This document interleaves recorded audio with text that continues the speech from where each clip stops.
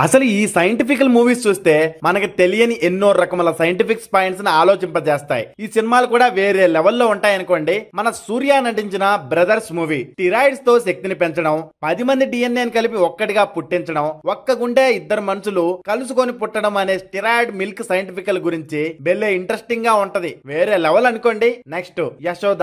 Samantha lady oriented హీరోల్లో గర్భంలో ఉన్న శిశువు నుండి కాస్మెటిక్ కెమికల్స్ తయారు చేసి యవ్వనాన్ని తెప్పించడం అనే కాన్సెప్ట్ మరియు సరోగసి గర్భాల స్కామ్స్ గురించి భలే ఇంట్రెస్టింగ్ గా చూపించారు బాబాయ్. Krrish 3 Hrithik Roshan super hero and scientifical మూవీగా అదే మన కరోనా వైరస్ లాగా రౌడీ ఒక వైరస్ సృష్టించి జనాల మీదకు వదిలితే అది క్రిష్ బ్లడ్ అండ్ ఫ్యామిలీకి రిలేటెడ్ అయి యాక్షన్ అడ్వెంచర్ గా ఒక రేంజ్ సైంటిఫికల్ గా ఉంటది బాబాయ్. ఇదే లిస్ట్ లో సెవెంత్ సెన్స్ హిప్నటిజం మరియు బోధిధర్మ డిఎన్ఏ ని ప్రేరేపించి ఆయన మేధాశక్తిని రప్పించడం మరియు బయో వార్ గురించి వేరే లెవెల్ సైంటిఫికల్ మూవీగా భలే ఇంట్రెస్టింగ్ గా ఉంటది. ఈ లిస్ట్ లో చాలానే ఉన్నాయి, కాకపోతే టైం సరిపోదు కాబట్టి పార్ట్ 2 కూడా చేసేద్దాం. మీకు కావాలంటే కామెంట్ చేయండి, దాంతో పాటు సబ్స్క్రైబ్ కూడా చేసేయండి.